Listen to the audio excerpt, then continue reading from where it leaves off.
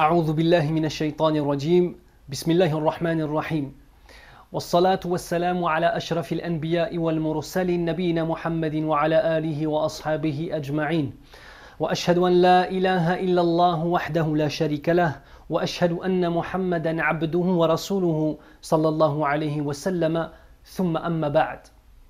Bienvenue mes frères et sœurs à cette nouvelle étape de l'aventure vis-à-vis du mois de Ramadan. Nous allons nous poser une question simple, concrète. À quoi me sert le mois de Ramadan? Une question simple, directe et concrète. Comment est-ce que ce mois de Ramadan va-t-il changer ma vie? Va-t-il changer celui ou celle que je suis? Va-t-il faire en sorte que je sois mieux, que je sois meilleur, que je sois plus conscient ou plus consciente de ce qui m'entoure et de la réalité de ce bas monde? Comment est-ce que je vais prendre conscience grâce au mois de Ramadan, comme Allah Azza wa Jalla le dit dans le Coran al-Karim, وَمَا الْحَيَاةُ الدُّنْيَا إِلَّا مَتَاعُ الْغُرُورِ وَمَا الْحَيَاةُ الدُّنْيَا إِلَّا مَتَاعُ الْغُرُورِ. Et cette vie d'ici-bas n'est que jouissance éphémère. Comment est-ce que ce mois de Ramadan va m'amener à cela, à cette conclusion? Premier des éléments très importants, on doit comprendre que le mois de Ramadan, c'est le mois de la purification de ton âme et de ton être. Le fait de faire le siyam, le fait de jeûner, affaiblit tes passions. Et tu peux donc te consacrer beaucoup plus à ce pourquoi Allah Azza wa Jal t'a créé, mon frère. À ce pourquoi Allah Azza wa Jal t'a créé, ma sœur. Nous n'avons été créés que pour l'adorer.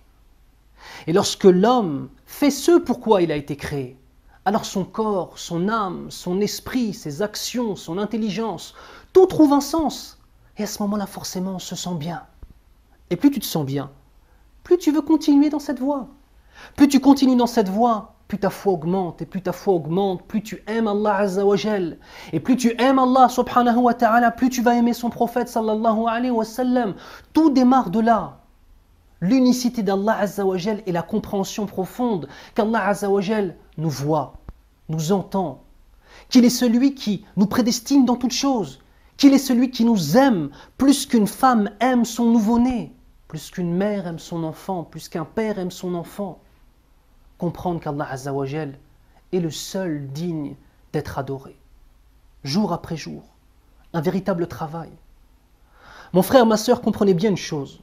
Si le premier jour du mois de Ramadan est pour vous comme le 30e jour ou le 29e jour du mois de Ramadan, sachez que vous n'avez pas fait le sawm du mois de Ramadan. Vous n'avez jeûné qu'avec vos corps. Vous n'avez pas jeûné avec vos âmes. L'homme, la femme, musulman, musulmane, soumis à Allah subhanahu wa ta'ala, fait en sorte que chacune de ses paroles soit une adoration. On a différents types de siyam. On a le siyam de ceux qui ne font que des mouvements, tout comme ceux qui ne prient qu'en faisant que des mouvements. Et nous avons le sawm qui change. Le sawm qui est une révolution dans ta vie, akhi. Le mois de Ramadan n'est pas une parenthèse durant laquelle tu fais œuvre de piété. Et ensuite, pendant 11 mois, tu retournes dans les ténèbres et les méandres des passions. Le mois de Ramadan est l'occasion de faire une nouvelle étape supplémentaire. Et une nouvelle étape supplémentaire. Sans jamais revenir en arrière, Inch'Allah. Ce que tu as acquis pendant le mois de Ramadan doit rester avec toi. Doit rester dans ton cœur. Et cela ne restera dans ton cœur que si tu as pris conscience. Allah Azza wa Jal nous dit dans le Coran al-Karim, Bismillahir-Rahmanir-Rahim, أفلا يتدبرون القرآن أم على قلوب أقفالها. Ne méditent-ils donc pas sur les sens du Coran renfermés par le Coran al-Karim, ou bien leurs cœurs sont-ils cadenassés? Cadenassés par les passions, cadenassés par l'oubli, cadenassés par le fait de ne pas comprendre cet honneur immense qu'Allah Azza wa Jal t'a fait en faisant de toi un musulman ou une musulmane. Comment est-ce qu'on peut laisser de côté ces choses-là? Comment est-ce qu'on peut laisser de côté le fait qu'Allah Azza wa Jal veuille nous faire rentrer au paradis et nous donne l'occasion par le mois de Ramadan d'effacer nos péchés? فَمَنْ صَامَهُ وَقَامَهُ اِحْتِسَابًا خَرَجَ مِنْ ذُنُوبِهِ كَيَوْمِ وَلَدَتْهُ أُمُّهُ. Allahu Akbar. Celui qui l'a jeûné et qui a prié ces nuits en espérant la récompense d'Allah Azza wa Jal, il sortira de ses péchés, écoutez bien, il sortira de ses péchés comme le jour où sa mère lui a donné naissance. Allahu Akbar. Rabbur Rahma, le Seigneur de la miséricorde, ni plus ni moins. Alors oui, effectivement, le mois de Ramadan est un mois de changement. Oui, effectivement, le mois de Ramadan est un mois pendant lequel les shayatins, la'natullah alayhim, les diables, qu'Allah les maudisse, sont enchaînés. Oui, effectivement, le mois de Ramadan est le mois de l'adoration. Mais est-ce que cette adoration est dans ton cœur, ya akhi? Est-ce que cette adoration est dans ton cœur, ya ukhti? Est-ce que réellement tu es prêt ou tu es prête à changer, à devenir mieux, à devenir meilleur, à devenir celui ou celle que tu dois être en vérité?